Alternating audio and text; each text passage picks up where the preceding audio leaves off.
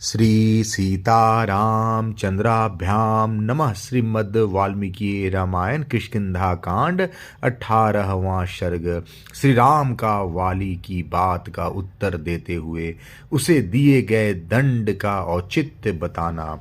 वाली का निरुत्तर होकर भगवान से अपने अपराध के लिए क्षमा मांगते हुए अंगद की रक्षा के लिए प्रार्थना करना और श्री राम का उसे आश्वासन देना। वहां मारे जाकर अचेत हुए वाली ने जब इस प्रकार विनयाभास, धर्माभास, अर्थाभास और हिताभास से युक्त कठोर बातें कही, आक्षेप किया, तब उन बातों को कहकर मौन हुए वानर श्रेष्ठ वाली से श्री रामचंद्र जी ने धर्म, अर्थ और श्रेष्ठ गुणों से युक्त परम उत्तम बात कही।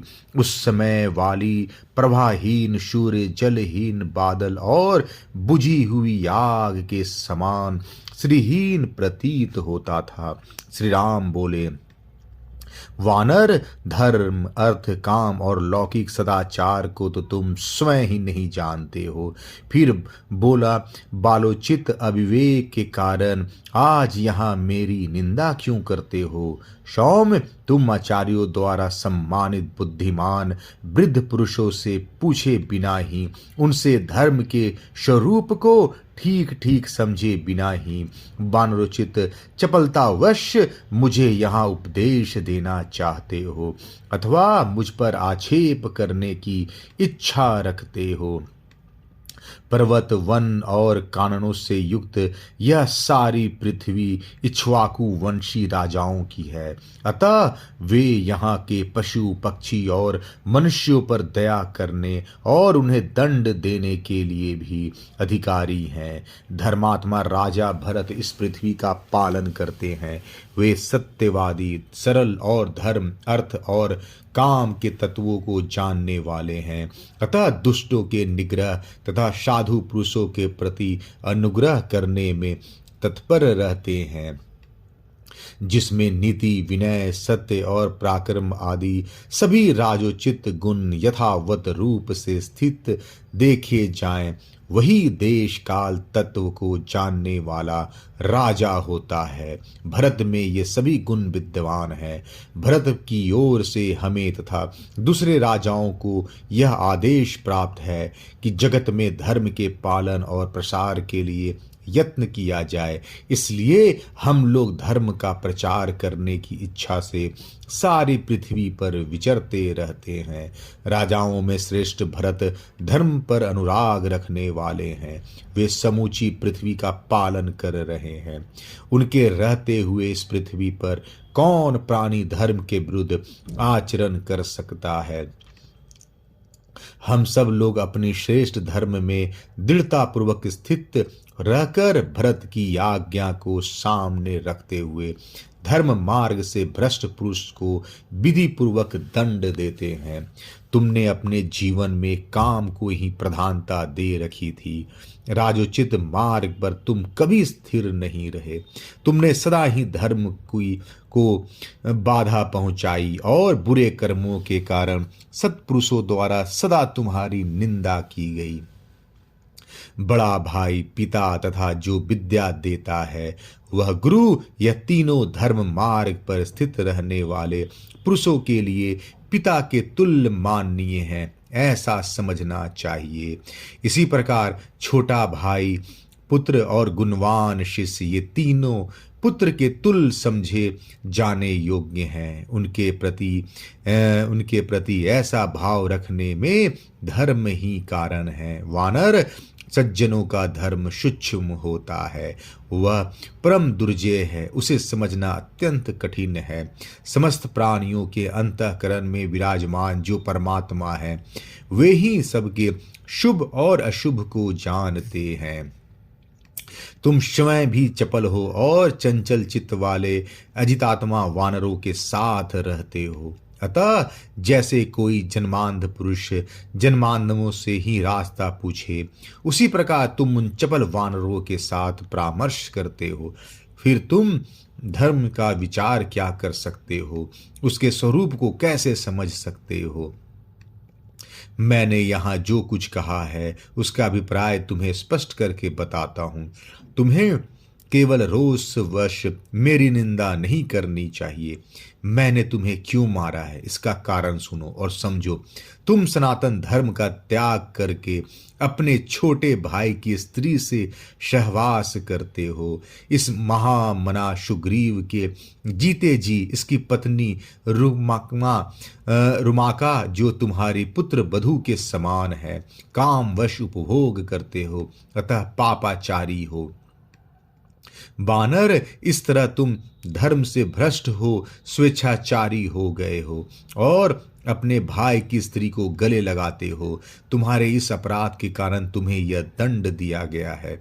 वानराज, जो लोकाचार से भ्रष्ट होकर लोक विरुद्ध आचरण करता है उसे रोकना या राह पर लाने के लिए मैं दंड के सिवा और कोई उपाय नहीं देखता।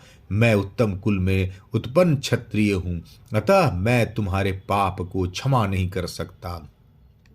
जो पुरुष अपनी कन्या, बहन अथवा छोटे भाई की स्त्री के पास काम बुद्धि से जाता है उसका वध करना ही उसके लिए उपयुक्त दंड माना गया है।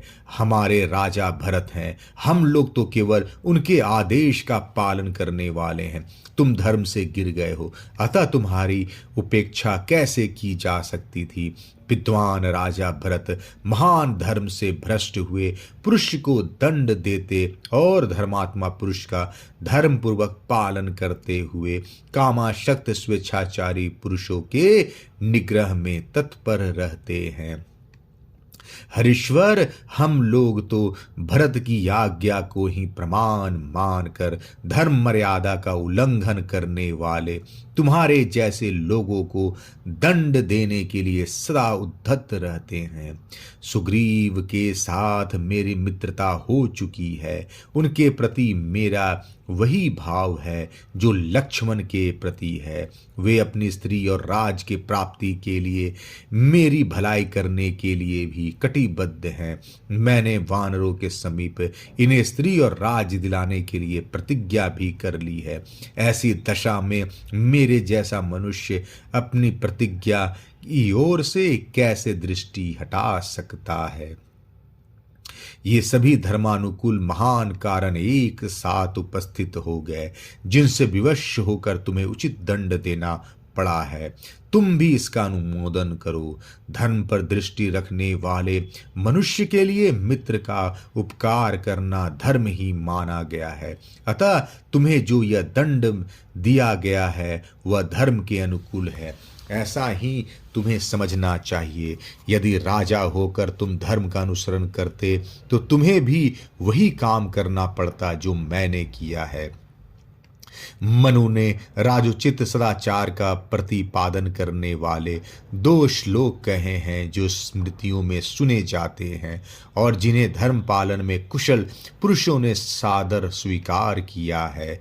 उन्हीं के अनुसार इस समय यह मेरा बर्ताव हुआ है।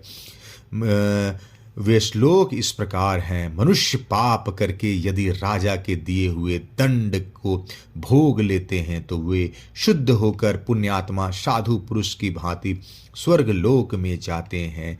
चोर आदि पापी जब राजा के सामने उपस्थित हो उस समय उन्हें राजा दंड दे अथवा दया करके छोड़ दे। चोर आदि पापी पुरुष अपने पाप से मुक्त हो जाता है, किंतु यदि राजा पापी को उचित दंड नहीं देता तो उसे स्वयं उसी के पाप का फल भोगना पड़ता है।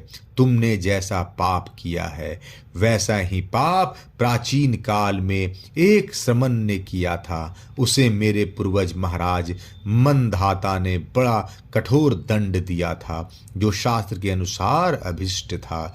यदि राजा दंड देने में प्रमाद कर जाए तो उन्हें दूसरों के किए हुए पाप भी भोगने पड़ते हैं, तथा उसके लिए जब वे प्रायश्चित करते हैं तभी उनका दोष शांत होता है। अतः वानर श्रेष्ठ, पश्चाताप करने से कोई लाभ नहीं है। सर्वथा धर्म के अनुसार ही तुम्हारा वध किया गया है, क्योंकि हम लोग अपने वश में नहीं हैं, शास्त्र के अधीन हैं। वानर शिरोमणे, तुम्हारे वध का जो दूसरा कारण है उसे भी सुन लो। वीर, उस महान कारण को सुनकर तुम्हें मेरे प्रति क्रोध नहीं करना चाहिए। वानर श्रेष्ठ, इस कार्य के लिए मेरे मन में न तो संताप होता है और न खेद ही। मनुष्य, राजा आदि बड़े बड़े जाल बिछाकर, फंदे फैलाकर और नाना प्रकार के कूट उपाय, गुप्त गड्ढों के निर्माण आदि करके छिपे रहकर सामने आकर बहुत से मृगों को पकड़ लेते हैं। भले ही वे भयभीत होकर भागते हो या विश्वस्त होकर अत्यंत निकट बैठे हो। मांसाहारी मनुष्य सावधान, असावधान अथवा विमुख होकर भागने वाले पशुओं को भी अत्यंत घायल कर देते हैं, किंतु उनके लिए इस मृग्या में दोष नहीं होता। वानर, धर्मज्ञ राजर्षि भी इस जगत में वानर श्रेष्ठ, राजा लोग दुर्लभ धर्म, जीवन और लौकिक अभ्युदय देने वाले होते हैं, इसमें संशय नहीं है।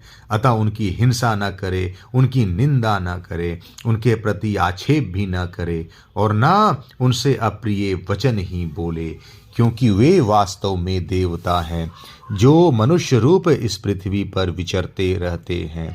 तुम तो धर्म के स्वरूप को न समझकर केवल रोष के वशीभूत हो गए हो, इसलिए पितामहों के धर्म पर स्थित रहने वाले मेरी निंदा कर रहे हो। श्री राम के ऐसा कहने पर वाली के मन में बड़ी व्यथा हुई। उसे धर्म के तत्व को निश्चय हो गया। उसने श्री रामचंद्र के दोष इसे धर्म के तत्व का निश्चय हो गया। उसने श्री रामचंद्र जी के दोष का चिंतन त्याग दिया। इसके बाद वानर राजवाली ने श्री रामचंद्र जी से हाथ जोड़कर कहा, नरश्रेष्ठ, आप जो कुछ कहते हैं बिल्कुल ठीक है, इसमें संशय नहीं है। आप जैसे श्रेष्ठ पुरुष को मुझ जैसा निम्न श्रेणी का प्राणी उचित उत्तर नहीं दे सकता। अतः मैंने प्रमादवश पहले जो अनुचित बात कह डाली है उसमें भी आपको मेरा अपराध नहीं मानना चाहिए। रघुनंदन, आप परमार्थ तत्व के यथार्थ ज्ञाता और प्रजाजनों के हित में तत्पर रहने वाले हैं। आपकी बुद्धि कार्य कारण के निश्चय में निर्भ्रांत एवं निर्मल है।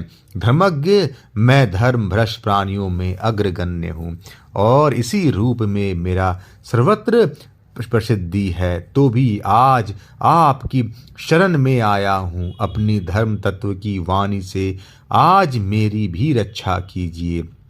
इतना कहते कहते आंसुओं से वाली का गला भर गया और वह कीचड़ में फंसे हुए हाथी की तरह आर्तनाद करके श्री राम की ओर देखता हुआ धीरे धीरे बोला, भगवान, मुझे अपने लिए, तारा के लिए तथा बंधु बांधवों के लिए भी उतना शोक नहीं होता है जितना स्वर्ण का अंगद धारण करने वाले श्रेष्ठ गुण संपन्न पुत्र अंगद के लिए हो रहा है। मैंने बचपन से ही उसका बड़ा दुलार किया है।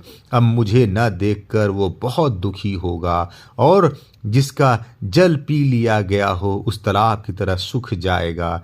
श्री राम, वह अभी बालक है, उसकी बुद्धि परिपक्व नहीं हुई है।